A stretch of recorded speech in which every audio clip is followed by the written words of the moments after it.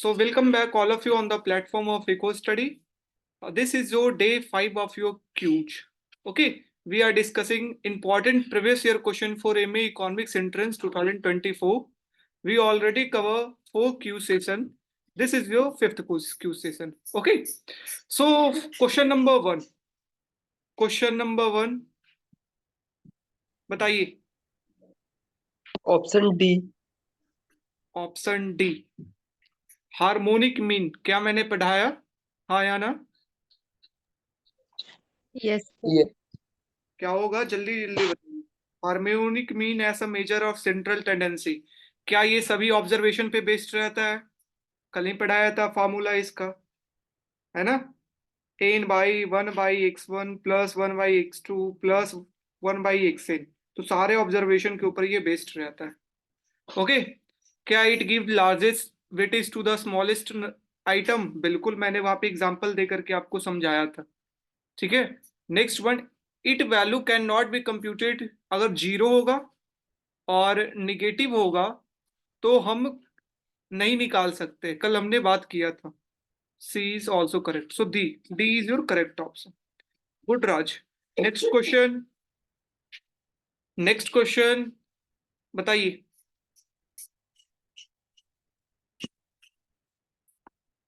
बताइए. Question number 2. Technological progress refers to. क्या होगा? All of the above. All of the above. Technological progress का मतलब क्या होता है? इसका ए होना चाहिए. ओके. यस, यहाँ पे डेफिनेशन पूछ रहा है. ठीक है ना, कि टेक्नोलॉजिकल प्रोग्रेस किसे कहते हैं. ये नहीं बोल रहा है कि हम जानते हैं हाँ टेक्नोलॉजिकल प्रोग्रेस के कारण आइसोक्वांट जो है वो ऑरिजिन की तरफ शिफ्ट होता है. वी नो, ऑरिजिन की तरफ. बट यहाँ पे डेफिनेशन पूछ रहा है. इसका मतलब होता है प्रोडक्टिविटी इंक्रीज होना. राइट. टेक्नोलॉजिकल प्रोग्रेस का मतलब कि प्रोडक्टिविटी, जो भी फैक्टर ऑफ प्रोडक्शन है उसका प्रोडक्टिविटी इंक्रीज होगा due to technology. That's means option number A is your correct one. Getting my point everyone? Getting my point? वैसे सर ये पॉइंट तो तीनों करेक्ट है ना टेक्नोलॉजिकल प्रोग्रेस के उससे पर्सपेक्टिव से. Reduce in labor and capital to produce any level of I output. Think that point हाँ, रॉन्ग है. Option number D. Option B जो है उतना करेक्ट नहीं है. वी कैन नॉट से कि हमेशा आउटपुट बढ़ाने के लिए हमको रिडक्शन लेबर और कैपिटल का करना ही पड़ेगा. ठीक है, हमेशा नहीं कह सकते. टेक्नोलॉजी वो हो सकता है कि फैक्टर ऑफ प्रोडक्शन के अंदर इंक्रीज हुआ हो, लेबर कैपिटल के अंदर नहीं इंक्रीज हुआ हो. फैक्टर ऑफ प्रोडक्शन के अंदर इंक्रीज हुआ हो. लाइक पहले जो था रॉ मटेरियल कुछ और से बनता था, अब कोई टेक्नोलॉजी अपग्रेड होने के कारण कुछ और रॉ मटेरियल से बन रहा है. सो इट्स नॉट ऑलवेज हमेशा रिडक्शन ही होगा. So B is not absolutely correct. Okay. So आपसे डेफिनेशन पूछा था तो आप डेफिनेशन बताइए. Question number 3. डी होगा 1000 यूनिट्स. बताइए सभी कोई. Yes sir. कैसे फाइंड किया आपने? फिर MC is given. First I found TC by integrating MC. देखिए, ये मार्जिनल कॉस्ट कर्व है. मैंने आपको पढ़ाया था कि मार्जिनल कॉस्ट कर्व के जो नीचे एरिया होगा ना, वो बताता है आपको क्या? Variable cost. Total variable cost curve आपको मैंने बताया था. The area below marginal cost curve that represent total variable cost. Okay. पूरा एरिया. और पूरा का मतलब यहाँ पर क्या है? यहाँ इस पॉइंट से लेकर के, 0 से लेकर के, और क्यू का लेवल कितना दिया है? 10. मतलब ये 10 तक पूरा एरिया जो है ये क्या है? Total variable cost. अब यहाँ पे पूरा एरिया लेना है, मतलब समेशन करना है. और समेशन के लिए क्या करते हैं? इंटीग्रेशन. सभी का इंटीग्रेशन हमें करना होगा. किसका? मार्जिनल कॉस्ट का करना होगा. क्योंकि कर्व किसका है? मार्जिनल कॉस्ट का. और कहां से कहां तक? 0 से लेकर के 10 यहाँ पर आउटपुट का लेवल दिया हुआ है वहां तक. तब हमारा क्या आ जाएगा? Total variable cost. क्योंकि we know the area below marginal cost curve represent total variable cost curve. Okay. So अब इंटीग्रेशन यहाँ पर करिए. मार्जिनल कॉस्ट आपका दिया हुआ है 2 - 0.4 Q plus 3 Q square. Integration of 0 to 10. इसका इंटीग्रेशन हम करेंगे तो क्या आएगा, 2 का 2q 0.4 क्यू स्क्वायर, क्यू का Q square by 2, 3 into Q square का क्यू क्यूब बाई 3, जो पावर है वही डिनोमिनेटर के अंदर जाएगा। ओके, और ये कितना, maximum 0 to 10 to 0।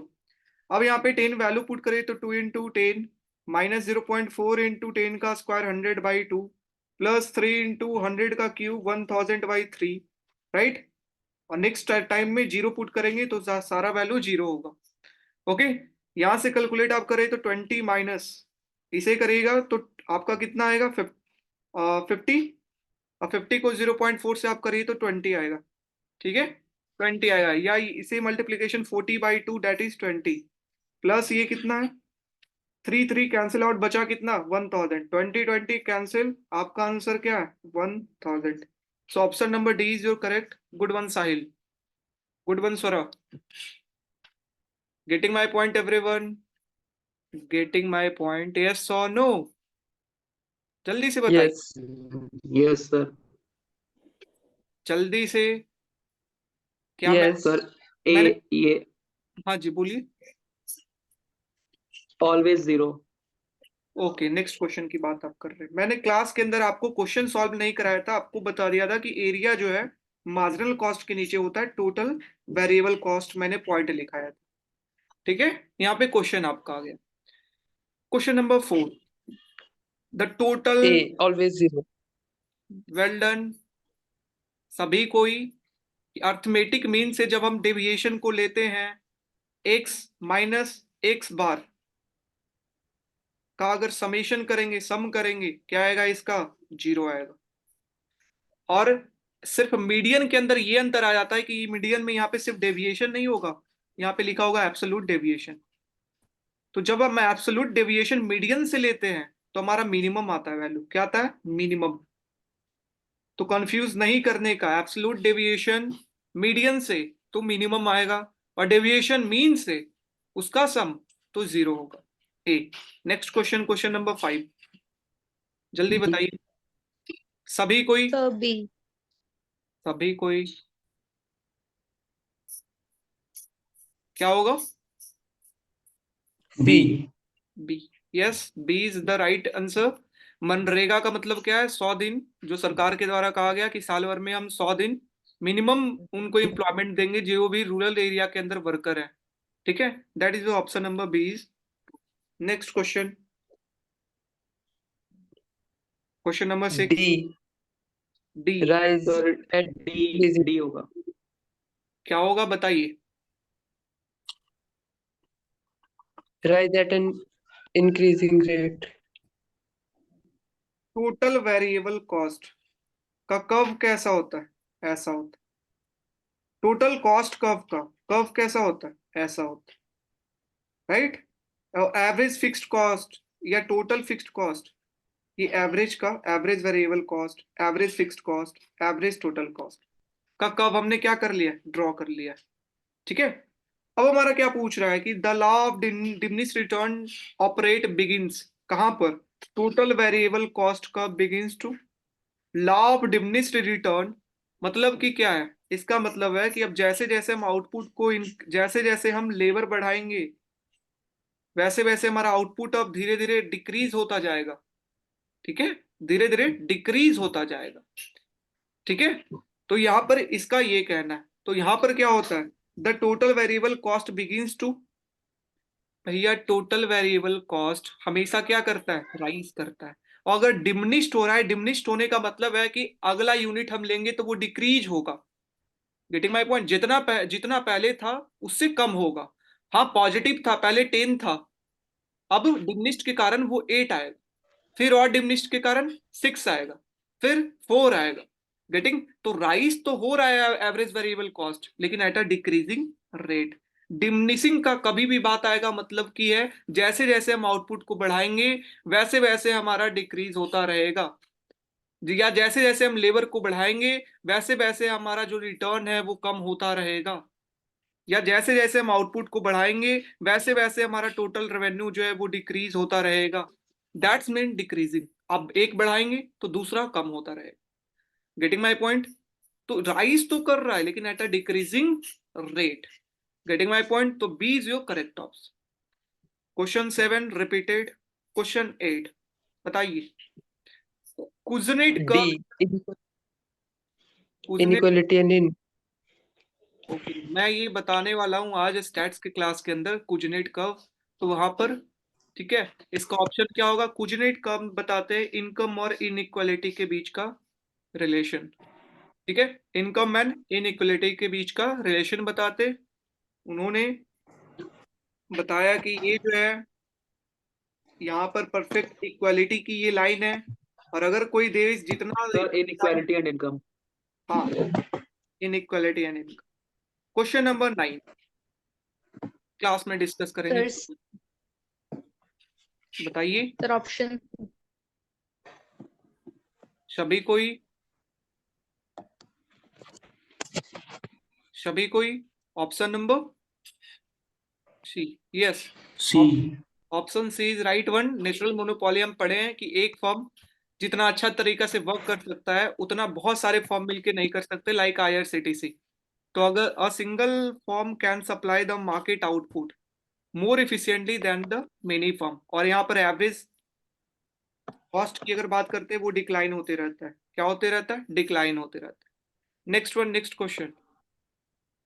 Indifference curve-based demand analysis are convex to origin, which implies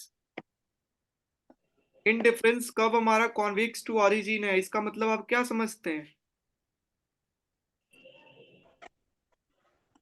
इसका मतलब है कि MRS जो है ऊपर में ज्यादा होगा, नीचे में MRS कम होगा, और ऊपर से नीचे आएंगे तो MRS डिक्रीज करेगा। That is known as diminishing MRS। D नहीं।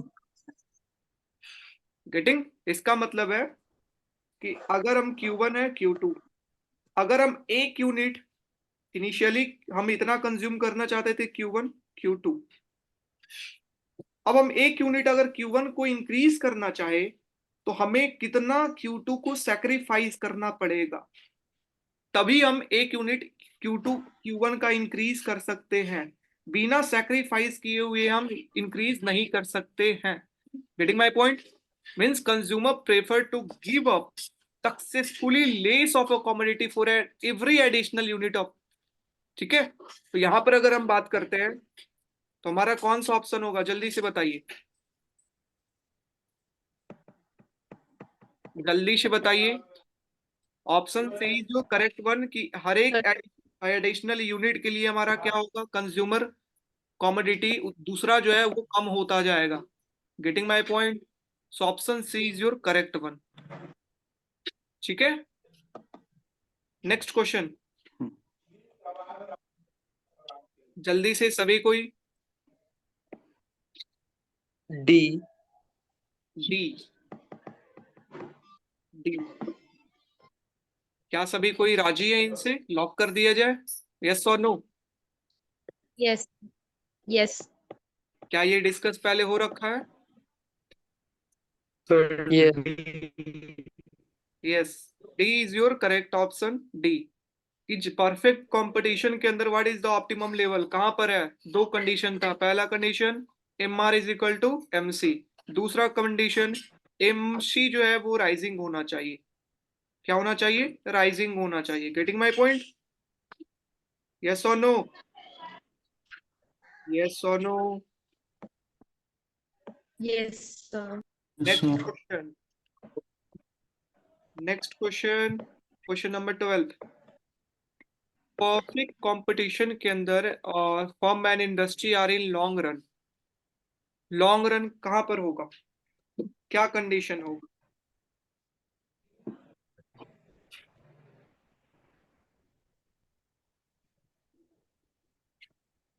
ठीक है, लॉन्ग रन में पढ़ाया था आपको। ठीक है, कि लॉन्ग रन के अंदर जितना प्राइस है उतना ही हमारा MR होता है, जितना शॉर्ट रन मार्जिनल कॉस्ट है उतना ही लॉन्ग रन मार्जिनल कॉस्ट रहता है। साथ ही ये भी बताया था P is equal to MR AR सारा यहाँ पे इक्वल हो जाता है। SMC LMC SAC LAC सारा इक्वल हो जाता है। और फर्म कहाँ पे ऑपरेट करता है लॉन्ग रन के अंदर? लोएस्ट पॉइंट पे। कहाँ पे? लोएस्ट पॉइंट पे फर्म जो है वो ऑप्टिमम लेवल यही है। Getting my point? सो ये सी भी सही है, बी भी सही है, ए भी सही है, all of this. Okay guys, well done Sahil, well done. Question number 13 बताइए। Option B. Option number sir B. B. Question 13 everyone. Hicksian और मार्सेलियन दोनों मैंने क्लास के अंदर डिस्कस कर रखा है। क्या बताया हिक्सियन मार्सेलियन के अंदर? ठीक है, कि आपका इनिशियल बजट लाइन ये है, इन डिफरेंस कर्व आपका क्या है, ये है। ठीक है, अब लेट सपोज प्राइस हमारा क्या हो गया, इंक्रीज हो गया। प्राइस इंक्रीज होने के कारण जो बजट लाइन है वो क्या होगा, स्टीपर वन। स्टीपर होने से now your indifference curve is like this one. अब हमारा इंडिफरेंस कर्व कैसा है, कुछ ऐसा है। ओके गाइस, बट हिक्सियन का कहना था कि हम उतना कॉम्पनसेट कर देंगे जितना इनकम पहले था, कि हमारा बजट लाइन का स्लोप जो है वो सेम रहेगा, परचेसिंग पावर जो है लोगों का वो सेम रहेगा, परचेसिंग पावर। तो हिक्सियन बात करते हैं रियल मनी के बारे में, रियल मनी के बारे में, वो हमेशा लोगों के पास सेम रहेगा। ये हिक्सियन का कहना था। Getting my point? इसलिए बजट लाइन को हमारे हमेशा स्लोप क्या करना है, इक्वल बना देना है। तो बिल्कुल शिफ्ट करिए और ये इस पॉइंट पे आकर के गेटिंग। सो अब हम देखते हैं, अब हम यहां से देखें, नीचे ड्रॉ करते हैं,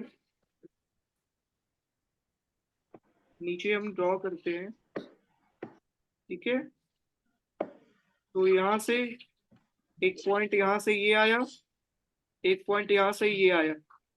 this is your Hicksian demand curve, right. और ये जो आपका पॉइंट है ये अगर लेते हैं, और एक पॉइंट ये जो है इनिशियल वन ये लेते हैं, ये दोनों को ज्वाइन करेंगे, this is your Marshallian demand curve. Class में आपको अच्छे से बताया। एंड हिक्सियन, तो हिक्सियन जो डिमांड कर्व है वो ज्यादा स्टीपर है, देख सकते हो ये ज्यादा खड़ा है। गेटिंग? तो Hicksian demand curve is steeper than Marshallian demand curve for normal good. Okay guys, okay everyone, okay. Okay. हाँ जी, next one, law of marginal utility states. क्या मार्जिनल यूटिलिटी स्टेट्स करता है बताइए? Option B. Option B. B. क्या सभी कोई राजी हैं इससे? रिलेशन बताया था, marginal utility of x by p x is equal to marginal utility of y by p y, या जेड भी हो तो जेड पी वाई। ये आपका मार्जिनल यूटिलिटी लॉ है। Getting my point? So option B is your correct one. Good Raj, good Sahil, और sir और सारे कोई जवाब दीजिए। ये सारे नोट्स के अंदर अपना पॉइंट वन लाइनर को ऐड करते जाइए। ठीक है, next one, question number 15। An isoquant for a perfect substitute would be. Perfect substitute would है, उसका आइसो क्वांट कैसा होगा? सर राइट एंगल शेप, शायद मतलब एल शेप्ड का बनेगा वैसे तो। Option B, negatively slope straight line. क्या होगा बताइए? The B. कौन बोल रहे हैं? वेल्डन सिद्धार्था। Sir. मेरा भी बी है शायद। Well done Saurabh, well done Sahil. ठीक है यार, परफेक्ट सब्स्टिट्यूट गुड चाहे कंज्यूमर थ्योरी के अंदर हो चाहे प्रोडक्शन थ्योरी के अंदर हो, मैंने आपको बता रखा है, हमेशा आइसो क्वांट बनाना हो चाहे इंडिफरेंस कब बनाना हो, बात बिल्कुल सेम रहेगा। ठीक है, बिल्कुल सेम रहेगा। अब आइसो क्वांट अगर कॉप डगलस का कैसा होता है आपका, कॉन्वेक्स होता है, तो इंडिफरेंस कब भी कॉन्वेक्स होता है। तो इसलिए आए जो परफेक्ट सब्स्टिट्यूट गुड का कंज्यूमर थ्योरी के अंदर पढ़े हैं वही हमारा प्रोडक्शन थ्योरी के अंदर है। ठीक है, कैसा होगा, straight line downward sloping negatively slope straight line. So option number B is your correct one. Okay guys, okay. Question number 33, good Harsh, good Harsh. Next question number 60, बताइए। C, well done Srishti. वो कहते हैं ना, साइलेंट किलर जो होते हैं ना वो सबसे खतरनाक होते हैं, और हमारे क्लास की साइलेंट किलर जो है वो सृष्टि है। ठीक है, वेल डन सृष्टि। ठीक है, कि प्राइस के बारे में दो इंटरसेक्शन कब, रिएक्शन कब जो है वो आपस में इंटरसेक्ट करेगा, तो इक्विलिब्रियम प्राइस बताएगा। कौन सा मॉडल के अंदर था, पढ़ाया था मैंने, हाँ या ना, हाँ या ना, जल्दी बताइए, यस और नो। रिएक्शन का, फर्स्ट का, सेकेंड का, ये अपवर्ड स्लोपिंग होता है, और ये यहाँ पर P1 P2 बताता है। Okay, right. बर्टन मॉडल ही हमारा क्या था, बर्टन मॉडल, कि दूसरे फर्म का, दूसरा फर्म, अदर फर्म का प्राइस हम क्या मान लेंगे, कि ये प्राइस है दूसरे फर्म का, वो हम मान लेंगे, और उसके बाद हम अपना प्राइस तय करेंगे। अपना प्राइस, दूसरा फर्म के प्राइस को गिवन मान लेंगे कि दिया हुआ है वो मार्केट के अंदर, फिर हमारा फर्म का क्या प्राइस होगा वो अपने डिसीजन के अंदर इंक्लूड करेगा। That is known as Bertrand model के अंदर। This is conjectural variation, conjectural variation in our Bertrand model. बहुत ही अच्छी तरीके से हमने सारा मॉडल किया, एक भी क्वेश्चन नहीं छूट सकता है। अच्छा, एक बात बताना, आज ग्रुप के ऊपर, टेलीग्राम ग्रुप के ऊपर एक क्वेश्चन किसी ने कुनेट मॉडल का पूछा था, क्या वो क्वेश्चन आप सॉल्व कर सकते थे या नहीं कर सकते थे, बताइए। मैंने आपके टेलीग्राम ग्रुप पे भी भेजा था, क्या वो क्वेश्चन सॉल्व कर सकते थे या नहीं कर सकते थे, यस और no. I have not check. Sahil, राज,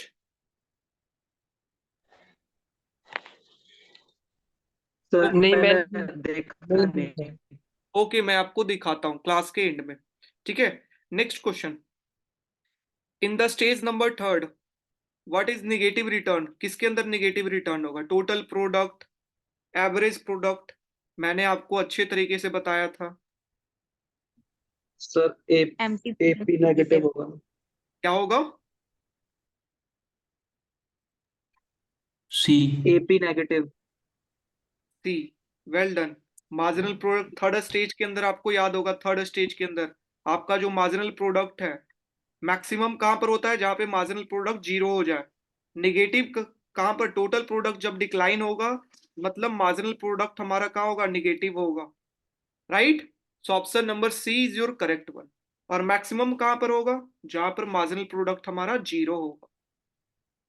ठीक है, सो दिस यहाँ पर स्टेज नंबर 2 खत्म, स्टेज नंबर 3 में इंटर, ये थर्ड स्टेज, ये इधर फर्स्ट स्टेज, कि जहां पर एवरेज प्रोडक्ट, टोटल प्रोडक्ट सारा राइज कर रहा है।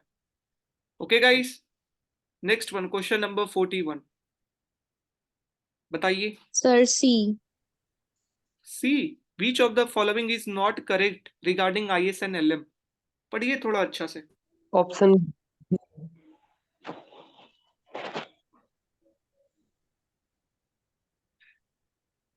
बताइए क्या होगा, B. B. Saving is an increasing function of income, बिल्कुल सही है। ISLM कर्व के अंदर हम सेविंग फंक्शन, कंजम्पशन फंक्शन अगर निकालते हैं तो सेविंग फंक्शन भी हम निकालते हैं, राइट। तो सेविंग फंक्शन हमेशा इस फॉर्म में आपका होता है, जो कि इंक्रीजिंग फंक्शन है किसका, इनकम का, पहला सही। दूसरा, investment is a function of both interest rate and level of income, क्या ये सही है, false, only function of interest rate, well done, not well done. Income. We know investment function is I bar minus BI, only function of investment जो interest rate, not income, so option number B is incorrect। C D देख सकते हो आपका सही है, कि simultaneous equilibrium बताता है, ISLM curve so equilibrium in the money market and good market, so C and D option is the correct one। next question, बताइए क्या होगा, बी 50।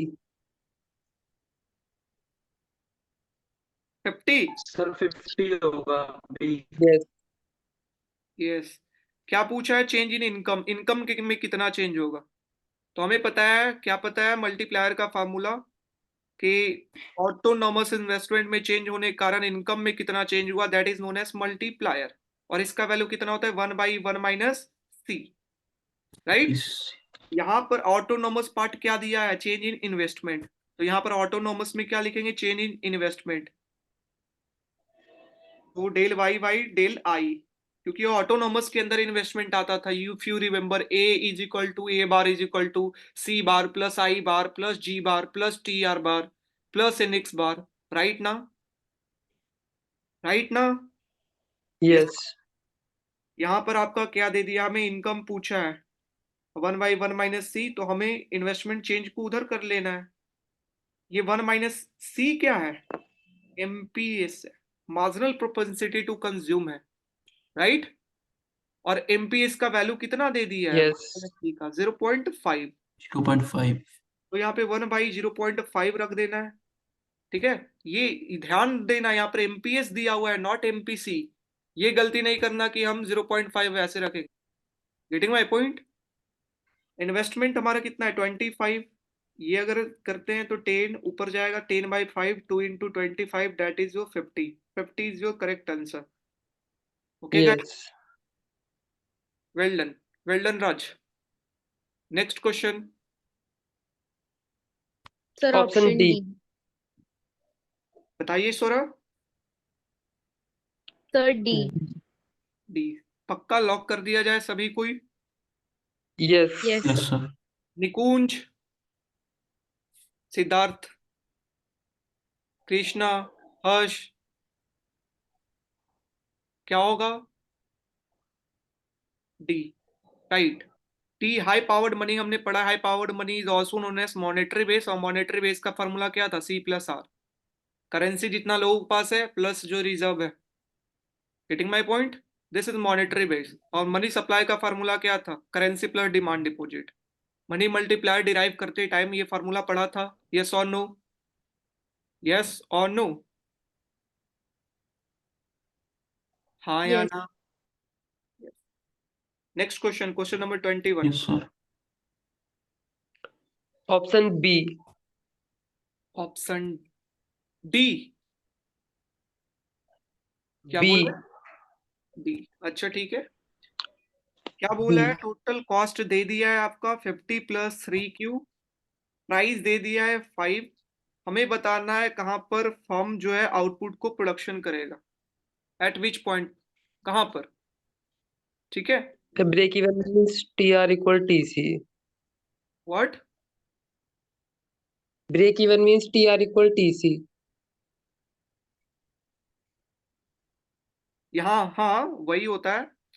तो फर्स्ट वन हमें पता करना होगा कि क्वांटिटी कितना प्रोडक्शन हुआ है, ठीक है। तो प्राइस का यहाँ पे इक्वेशन नहीं दिया है, TR is equal to TC। तो 50 + 3Q is equal to 5, 45।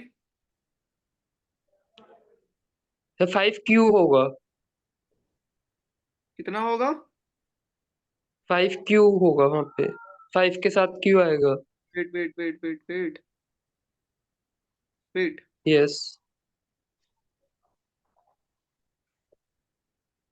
I cannot find quantity, total cost is given, okay, let's solve this। इस तरीके से हम सॉल्व करेंगे, ठीक है। कहां पर आपका आउटपुट का लेवल होगा, भी हमें पता है, क्या पता है, कि कोई भी कंडीशन हो, एक कंडीशन तो होता है MR = MC, हमेशा फॉलो होगा। मार्केट हमें नहीं बताया, MR = MC हमेशा होगा। और MR का मतलब क्या है, उससे पहले प्रॉफिट इज इक्वल टू क्या पता है, total revenue minus total cost, right. Total revenue का मतलब price into quantity, total cost का मतलब जो आपका दिया हुआ है टोटल कॉस्ट, ओके। अब यहाँ पर प्राइस आपका दिया है क्वेश्चन में 5Q, माइनस कितना 50 + 3Q is equal to what, pi. तो पाई इज इक्वल टू कितना आ जाएगा, ये आपका ब्रैकेट में 2Q माइनस कितना 50, राइट। अब हमें इसे क्या करना होगा, बताइए। Pi is 0. और हमारा इक्विलिब्रियम पे क्या होता है, MR = MC, और ये बराबर किसका होता है, 0 के बराबर होता है, राइट। तो यहाँ पे 0 के बराबर करने के लिए अगर हम करेंगे यहाँ पे, तो हमारा वैल्यू सबसे पहले इसको डिफरेंशिएट करना होगा, डिफरेंशिएट। तो डी पाई बाई क्या, डी क्यू, इसका वैल्यू हमारा क्या आएगा, 2 माइनस 0। तो ये कितना आ रहा है आपका वैल्यू, 2 आ रहा है, 2 आ रहा है। नो, इस मेथड से सॉल्व नहीं करेंगे। ओके, सो गाइज इस क्वेश्चन को पेंडिंग में रखिए, पेंडिंग में, हम क्लास में डिस्कस नहीं कर। सर, मेरा आ गया था इसका। हाँ जी, कैसे बताइए। तो T R equal T C होगा, just 50 plus 3Q equal 5Q होगा, जैसे अभी आप पहले कर रहे थे वैसे। 5Q, हाँ तो फिर वो 2Q इक्वल 50 आ जाएगा, तो Q 50/2 हो जाएगा।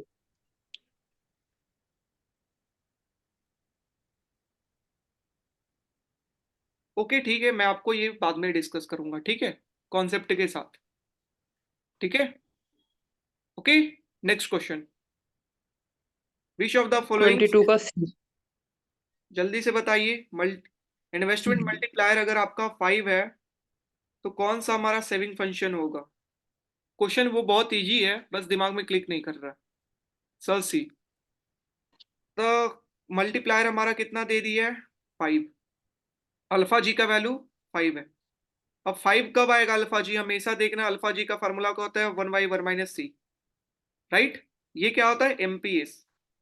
और इसका वैल्यू 5 कब आएगा, 5 तभी आएगा जब नीचे में 0.2 होगा, तभी हमारा ऊपर में क्या है, बाई 10, 10 ऊपर जाएगा, 10/2, तभी हमारा 5 आएगा, राइट। एमपीएस कितना होना चाहिए, 0.2।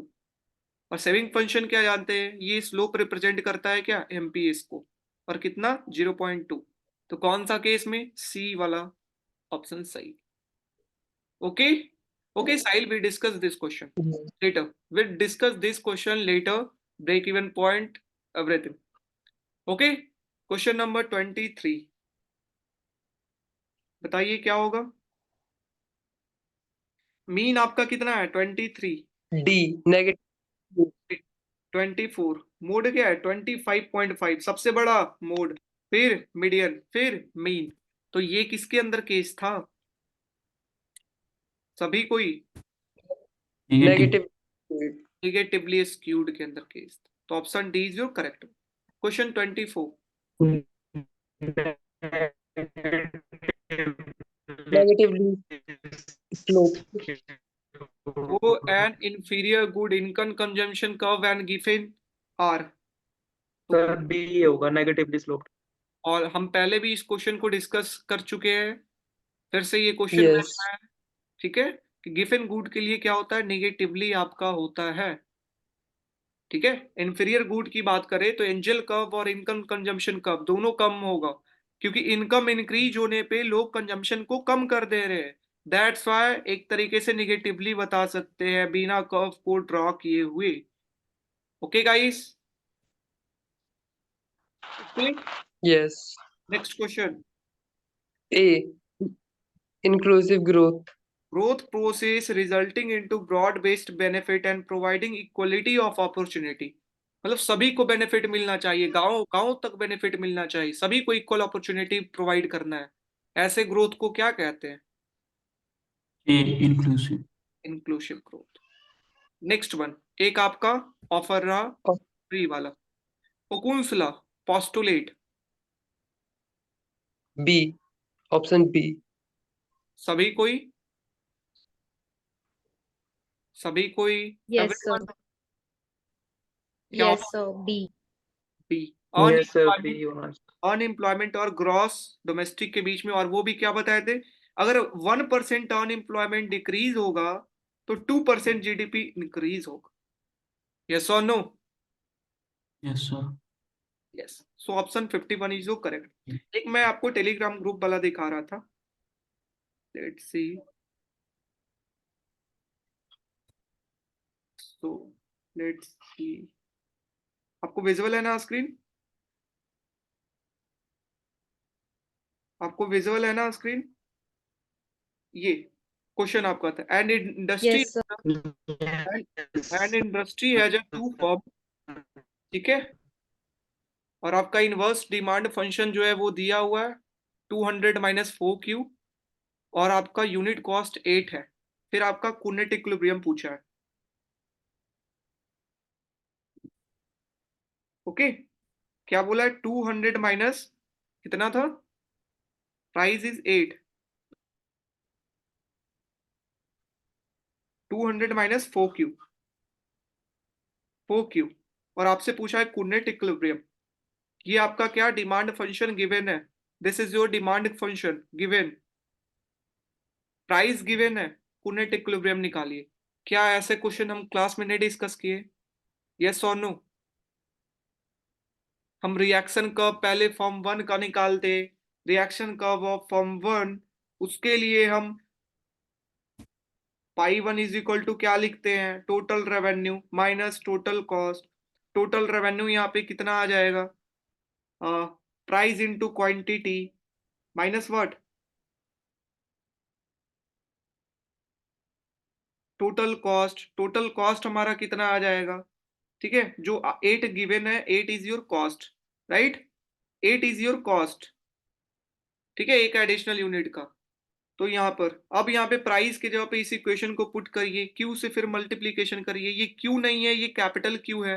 कैपिटल क्यू के अंदर भी Q1 प्लस Q2 है। मैंने बहुत अच्छे तरीके से क्लास के अंदर ये डिस्कस कर रखा है ऐसे न्यूमेरिकल्स को। Getting my point? तो ये क्वेश्चन को आपको अभी अपने से खुद से सॉल्व करना है, ठीक है? सभी कोई को कह रहा हूं, this is your demand function given 200 minus 4 capital Q, और ये आपका कांस्टेंट कॉस्ट जो है वो 8 रुपए है। तो बताइए क्या होगा Cournot equilibrium? What is the Cournot equilibrium? Okay, okay, फिर आपको मिलाना है। मैं ग्रुप के ऊपर आंसर भेज रखा हूं, उस आंसर को आपको देख करके फिर आपको मिलाना है। फिर आप देखना, कहेंगे ये तो बता ही रखे क्लास के अंदर। Okay, so this is your complete lecture. Okay guys, so those who are not joining this batch, हमारा एक बैच चल रहा है, ठीक है, एमए इकोनॉमिक्स एंट्रेंस के लिए, और जिसके अंदर 150 क्लासेस, लाइव क्लासेस होंगे, हो भी रहे, साथ साथ चल रहा है, अभी स्टैट्स इंडियन चल रहे हैं। सारा एक क्लासेस का रिकॉर्डिंग प्रोवाइड किया जाएगा, नोट्स हर एक टॉपिक का आपको provide, weekly test, proper guidance. तो ये हमारा पूरा बेनिफिट है गेटिंग। साथ में आपको क्यूज के अंदर पार्टिसिपेट करने का भी मौका मिलेगा, ठीक है, जो कि कुछ दिनों के बाद बंद हो जाएगा for those who are not registered. तो हमारा पूरे का कितना कॉस्ट पड़ रहा है? वनली 1999 के अंदर आप सारा बेनिफिट उठा सकते हैं। ओके, 1999 के अंदर आपको पूरा कोर्स प्रोवाइड किया जा रहा है, सारा चीज रिकॉर्डेड, लाइव क्लास